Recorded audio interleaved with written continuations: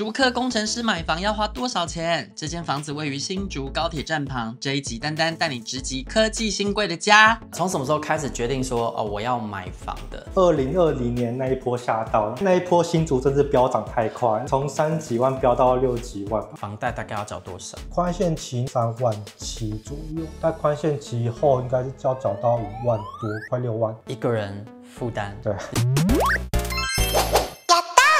大家好，我是肤浅喜欢被赞美的丹丹。今天我直击竹科，要来开箱工程师的家哦。装潢好，还没搬进来，我们一起来一探究竟吧。你好，嗨，你好，欢迎来到我的家。屋主怎么称呼？叫我 Jason 就可以了。Jason， 那您今年几岁？33岁。权状大概是26.91平，实际17.41吧。房子是什么时候买的？2023年。是买预售屋吗？对。刚在外面有介绍他的职业是竹科的工程师嘛，他们家一个人住哦。我们刚刚一进来这边看是玄关嘛，那可以先介绍一下玄关，好像没做鞋柜耶。对，我这边预计是要用一个活动式的鞋柜，因为它这背面是邻居的浴室啦，所以我这边想要用一个活动式的鞋柜，可以讲吗？我大概懂，隔壁是浴室，所以不要做固定式的装潢，日后会比较容易判断墙面的状况。对，那这上面这个是挂轨，对，我预计这边会挂一些挂轴啊，就是一个动漫仔的家。因为现在 Jason 他还没有住进来，正开始要密集的把东西搬进来。那我们现在可以看一下厨房吗？我觉得好宽敞哎，建商附的厨房，储水槽啊其实很大，它用的是水下去然后不会弹起来的这种底面，它上面有做波纹，所以这个波水下它不会飞溅。我觉得这个还不错。然后另外就是它有附一个洗碗机，大家一定要看一下这个水槽有多深哦。我们现在实测一下好不好？它有几个拳头？5个、6个。然后横呢，1个、2个、7.5个，中式大炒锅直接下去也没有问题耶。Jason， 你会煮饭吗？还在学习中。大家都知道我平时最喜欢开箱什么？别人家的冰箱。那这边未来是要放冰箱嘛，对不对？因为我原本是租屋嘛，所以租屋又一个人住都是外食租，对，现在搬进来之后就会慢慢学习着自己煮饭。Hello， 我是丹丹，还没订阅吗？如果你喜欢看居家装潢风格跟饭店开箱影片，记得订阅我的频道，开小铃铛。那我们继续看下去。工作阳台可以看一下吗？可以，那个就是高铁的轨道。你这个房子就在高铁旁边呢。对。大家都知道他买这边真的是年轻有为，因为离车站超级无敌近的。那这个是什么？我没看过这种东西。这个是软水机啊，然后这是前面的净水器的部分。因为新竹的水就是比较硬嘛，所以常常会有一些水垢啊。我本身又是台北人嘛，所以我已经习惯翡翠水库那个好的水质，所以来到新竹这个水质我真是无法接受。特别订了这个净水器跟软水器，我这个设计师他有帮我推荐一家还不错的店家，价格也是比较优惠一点的，便宜应该有1-2万左右。我觉得长江饮水器它其实蛮不错，管线拉过来啊，整个配置都很漂亮，而且全室都已经有过滤过，然后有处理过水质了，这样在洗澡的时候也比较安心一点。对，那我们现在去看一下你们的餐厅。我预计这边会放一个餐桌，然后这边是我们的餐边柜，这边是专用回路，就放一些微波炉啊、水波炉之类的电器，先把未来可能会使用的弹性先留下来啦。最外面这边的柜子，那时候不是选择做屋衣，而是选择做电器柜，也是因为厨房在旁边。对，这样子比较近。虽然你说你没有在煮饭，可是对于未来厨房的配置这件事是很有概念的。这也看过人家煮饭啦，虽然我自己没什么在煮饭。你是从什么时候开始决定说我要买房的？2020年那一波下到，那一波新竹真是飙涨太快，从3几万飙到6几万，而且那时候也没有足够的预算，从那时候就有了想要买房子的念头。2023年的时候，开始手头上有一些预算之后，我就开始在看房子，又想要买大一点的房子嘛，3房的，考虑到通勤时间啊、未来的发展啊，最后慢慢看，最后看到高铁附近，因为我本身台北人，大家坐高铁其实是蛮方便的。那这样子你存了多久的钱啊？因为我2018年开始工作，差不多5年了啦，就有一笔头期款。因为未来你会在这边摆餐桌嘛，说你这边系统柜的配置是有什么巧思吗？这边就是可以放一些方程老师的作品，这边可以放一些东西，然后有一些插座、电灯，可以收纳座很多。下面这边也是，是做滑门。你这边如果要放桌子的话，用开柜就会挡到动线，所以这边就用滑的。那我预计可能桌子是会靠这面墙。那我们再往里面看好了，我看你这边还有一些柜体。那这个是我的屋衣柜跟潜在的放置物品区。你这个屋衣柜很大那时候想说多留一点空间啊，如果真的衣服很多的话，你这边也是可以挂。那我有看到就是里面有一个好像温度计的东西，这个是跟我用的东西好像是一样的。这个是那个远红外线防潮膜，那这个东西它就可以让你这个衣柜的柜体保持在一定的温度跟湿度，你衣服就不会发霉。那你自己当初怎么会想说我要装这个东西？我夏天，那我冬天的衣服是都放在衣柜里面。对。可一段时间之后，当你冬天到再把衣服从搬出来，你就会发现有些发霉的状况嘛。为了预防这件事，所以我就先装这个东西。南部的朋友们一定没办法想象这件事，北部真的是，我之前有一个家，我甚至放了6台除湿机都没有用。你就是冬天的衣服拿出来，就是得全部重洗，不只是霉味，它真的会发霉，会长香菇的。对。所以这个也是那时候找设计师设计的时候呢，他给你的选项跟建议。对，他给我的建议，所以我觉得，就一开始不知道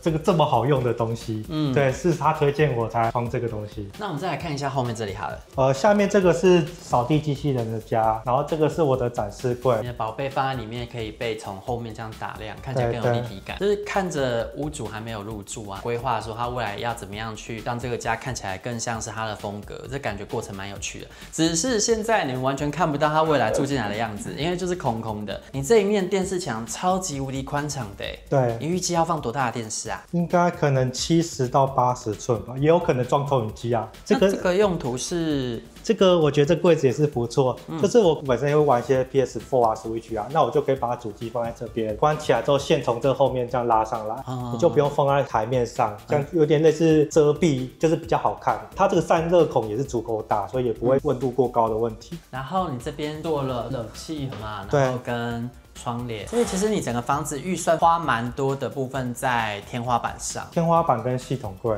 差不多各一半吧，基础工程占了一半，然后系统柜占了一半。天花板上面还有做2条灯轨，灯也是那时候跟设计师讨论出来说我的光要这样配置嘛。对，可以示范一下这个窗帘给我看吗？这个是梦幻帘，很好看，然后这样拉，转这个。它这个斜度就会更改，那你就可以去决定它的透光程度。然后窗帘的厂商，我觉得它也很贴心，因为我这边会有个系统柜的那个挡住嘛，所以还特别帮我把这边截短。像这样子截掉有比较便宜吗？没有，但是比较好看啊，你就不会这边就积一块。那我们现在去看一下你的主卧，这还有特异功能是不是？这有啊。好，但是它示范完就是可以这样拉，你可以稍微躺着。花了多少钱啊？因为我是加床架加床垫加一起谈的，11万左右。OK， 我们去看一下它那个11万的另外一个部分，床架跟床垫。吾乃庸俗之人，钱是一定要问哦。你这边3扇门是有额外做烤漆的哎，因为这个应该是建商本身附的门，但是现在都是蟑螂色，对不对？对，这样子整体的颜色才会搭配啊，以灰色系为基。那我们去看一下主卧。我的床，因为我本身比较高啦，所以我有另外客制做一个210的床，它算是比较长一点。对，因为我本身180嘛，这样做大家可以看得出来吧，度量衡。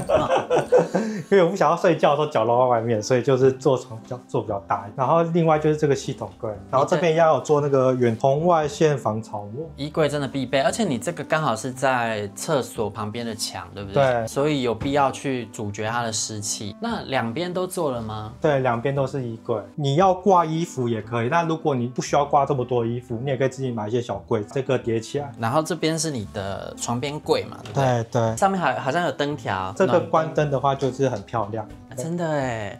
我觉得现在大家床头柜啊，如果后面只做了一个靠板，那真的这个灯条是一定要加。我觉得是 CP 值很高的东西。像你自己不觉得这整间房间啊，因为有这个灯条，整个氛围变得很棒。对，而且有时候你睡觉，你会想要开一个小灯嘛，这也是很适合当小灯，不会太刺眼。到这边也该问一下了，全屋装潢花了多少钱？这样差不多90万左右。90万，然后里面大概是18坪嘛，对，每坪的装潢费压得蛮低的，对，所以都坐在刀口上。天地壁啊，重要的系统柜。然后这边就是我储藏室，之后可能会变书房嘛。我为了拍摄需求，所有东西都放到这里面来了。可是，一样可以看到这一间储藏室的空间，其实几乎跟主卧一样大哎。对。那所以未来这边是放电竞桌，那我们去看一下那个浴室好了。哇，好奇哦。这边也有开窗，还是有装冷风干燥机。预计要贴什么贴膜、镀膜之类的吗？有，我这个有贴那个防爆跟防水垢的膜，因为我是很懒的人嘛，我就不想要整天都清这个水垢。也是。贴里面这2面比较会有水。这样花了多少钱啊？几千块吧。我觉得这个真的是大家必贴必做，你自己懒人必做。真的喜欢什么牌子就去弄查一下。但因为贴膜跟镀膜它还是有一点不同的。那我是贴啦，你也是贴对吧？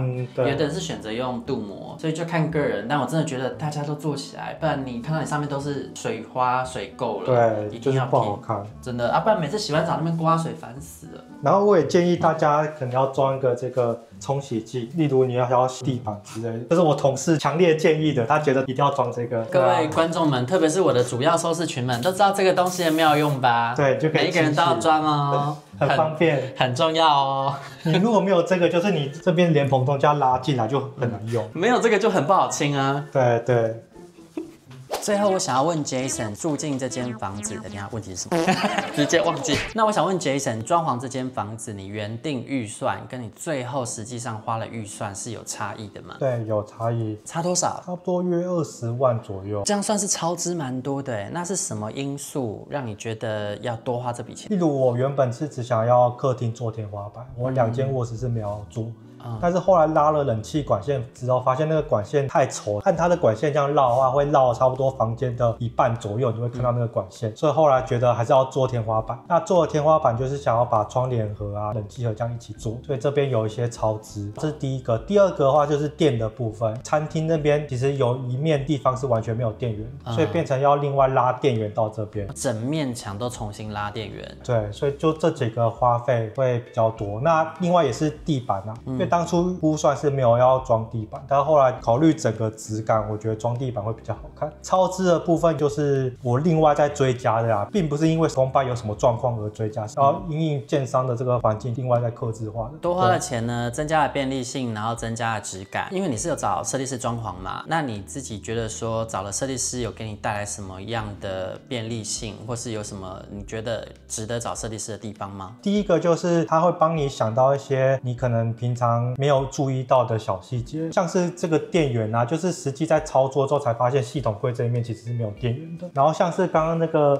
浴室前面那个天花板那边原来也是没有电源的，没有灯的，也是设计师去处理的。他比较有经验，所以他知道哪些小细节是比较容易漏掉，他会帮忙去补足。那你住进这间房子啊，贷款是贷80%吗？对，差不多80%。有做新青安吗？没有，我是用一般银行的首购。房贷大概要缴多少？宽限期内的话，应该是差不多3.7万左右，但宽限期后应该是要缴到5万多，快6万。哦，对，一个人负担。对，你是做30年吗？有到40年的程度了。但哇，这个贷款金额还是蛮惊人的。那除了贷款之外，你还有什么固定支出吗？管理费目前规划一平应该70，不知道会不会涨啊？因为现在什么都涨了，保全也涨，好的一些社区维护，这样价钱是可能会不够了。再来就是什么电费、网路费啊这些东西。对，所以这样算一算，如果你宽限期过，每个月开销至少也要快6万块起跳，可能要7万，一些里里扣扣加起来。现在养房子真的是不容易耶。对，好，那最后你自己觉得说，如果再重新来一次的话，你会选择继续租房子还是买房子？如果再重新来一次，我第2020年的时候就买房，要更早买。看到2020年那一波实在太恐怖了，可是那时候因为准备不足嘛，所以就只能看着这班车就这样跑了，最后才在2023年才上车。那我解释一下，我们要鼓励炒房哦，毕竟他的工作是工程师嘛，所以他有办法去负担这样子的开销，所以对他来说，他其实是可以自由选择是要买房或是租房子的。但我想要给大家建议是，你在买房子的时候呢，你每个月的费用尽量要压在你的总收入的3到4成以下，特别是房贷部分，绝对不要超过你月收入的3成，不然会维护的很辛苦哦。就算是双薪家庭，假设今天有其中一份薪水暂时出了问题，你们的负担就会立刻变重。如果大家要买房子的话，还是要考虑一下金流的部分哦。喜欢 Jason 家的设计的话呢，可以参考这边，这个是找宅之所设计的。那喜欢这支影片的话，记得帮我按赞、订阅、加分享。下次影片继续跟着丹丹出去玩，吃喝玩乐不打烊，拜拜。拜。